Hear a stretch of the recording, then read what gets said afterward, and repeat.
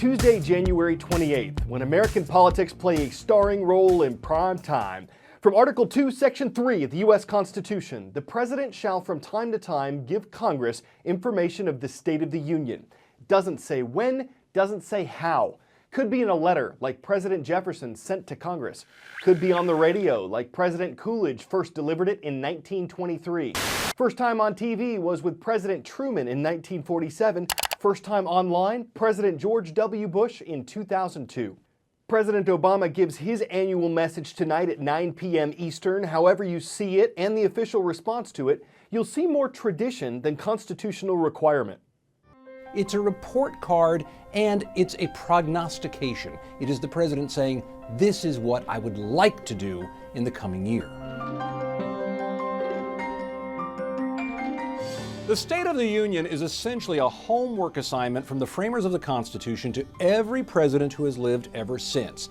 The Constitution tells them that they periodically must tell Congress how the country's doing. If a president wants to lean hard to one side or hard to the other side, then you might see more political purpose in the State of the Union, although often it's just a general sense of, let's move this direction.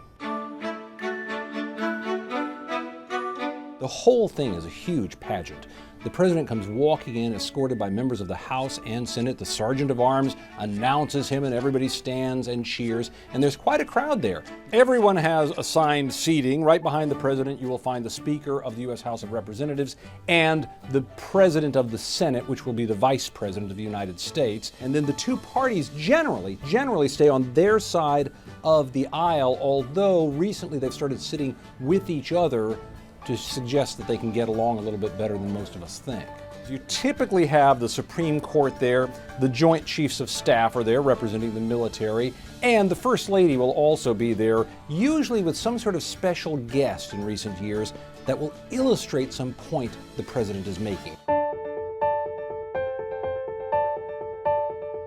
One of the coolest parts of the presidential address is always the missing cabinet member and figuring out who it's going to be. One member of the cabinet always has to be somewhere else in case something terrible happened. So presumably you could have the Secretary of Agriculture sitting somewhere thinking about hog futures, and suddenly he's the President of the United States, which would be a huge shock to him.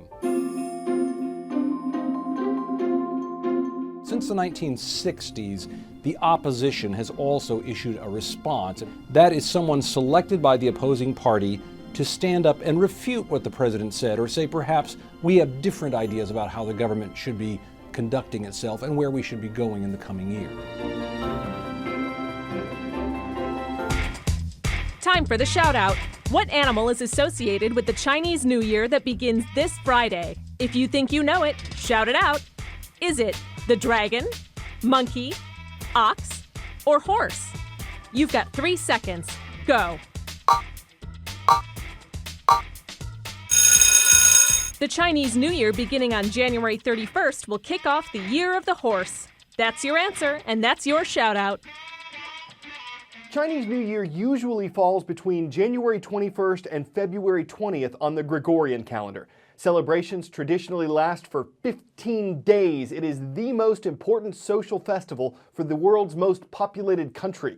And because time with family is central to it, you can imagine what traveling is like when it seems like everyone is trying to get home.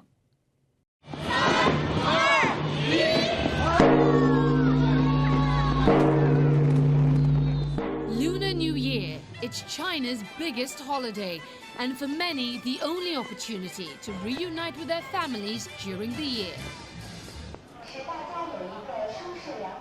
That means hundreds of millions of people are on the move. On Monday, Shanghai's train station was packed with travelers leaving the city for rural provinces. According to China's state news agency, nearly 7 million traveled by train each day over the past weekend. Everyone like us is eager to go back home for a reunion dinner and a good Lunar New Year with their parents. People like us would not feel good if we cannot go home. With the busy travel period reaching its peak, many were still scrambling for a ticket home. This map from China's Beidou search engine highlights busy travel routes for what's considered to be the world's largest annual mass migration. The NCAA, the National Collegiate Athletic Association, oversees many sports at the U.S. college level. Players in these sports may get scholarships, they may get exposure, they may get picked up by a pro team. They don't get paid. The NCAA is a not-for-profit organization, and it gives a lot of money back to schools. But because it also takes in huge revenues, the debate over paying players is getting louder. For most sports fans, Ed O'Bannon is the UCLA MVP who almost 20 years ago won a college basketball national championship. It was a night and a feeling he says he'll never forget. Now O'Bannon sells cars at a Toyota dealership in Henderson, Nevada, and helps coach his son's high school basketball team. Get in there! He is also the plaintiff in a multi-billion-dollar lawsuit that could change college sports forever. What is it you want? I want to right a wrong. O'Bannon thinks Division I football and basketball players who help bring in millions should be paid. He filed his suit in 2009 after seeing himself in a video game. Since then, his case has picked up so much momentum that many believe the NCAA may eventually be forced to come up with a way to compensate players. Opponents say if you do that, you are going to lose fans. How much of this is about you making money? None whatsoever. Me personally, no, I don't care to make anything. I never got into this to make money. Things need to change. O'Bannon acknowledges college athletes are getting paid in the form of scholarships, but he argues they're pushed to win, not to graduate. A lot of guys don't have anything to show for their effort when they go to school because they put everything into that particular craft. And once it's done, life kind of chews them up and spits them out. Ed O'Bannon from UCLA. O'Bannon was drafted after college by the New Jersey Nets and signed a $3.9 million contract. While his NBA career turned out to be short, he says the money he saved helped him transition back into the real world, something many college athletes struggle with. My basketball career was a lot of fun, but this here is more impactful, and I'm very proud to be a part of it. I'm not going to ruin college sports. College sports is changing. The rules need to change. The game is evolving, the players are evolving, the rules need to do the same. A lot of people disagree with Ed O'Bannon, including the NCAA. They issued a statement to us, a lengthy one, which basically pointed out that 4,300,000 student athletes are funded each year by the NCAA, and 96% of the money they make goes back to the schools. They say, as a membership organization, our members do not support the professionalization of college athletes, as it would destroy the model of athletics that provides abundant opportunities both on and off the field to hundreds of thousands of student athletes each year. The NCAA will continue to preserve the collegiate model and defend against factually and legally unfounded claims. The Ed O'Bannon lawsuit is scheduled to take place this summer, and a lot of people will be watching. The states on today's CNN Student News Roll Call: 48, 49, and 50.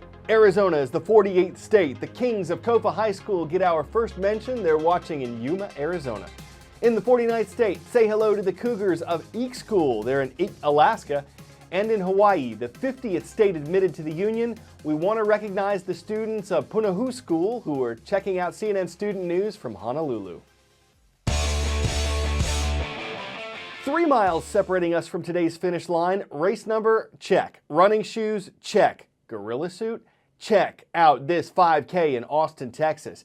May look like folks here just monkeying around, but it's all for a good cause. They're raising money to help endangered mountain gorillas in Africa. There are believed to be fewer than 900 of those left, so you can see why some generous joggers just go bananas at the chance to help. They look like they had a gorilla good time. It's a primate way to get in shape, and if you thought they were just suiting up because it suited them, well, things aren't always as they seem. We'll see you Wednesday on CNN Student News.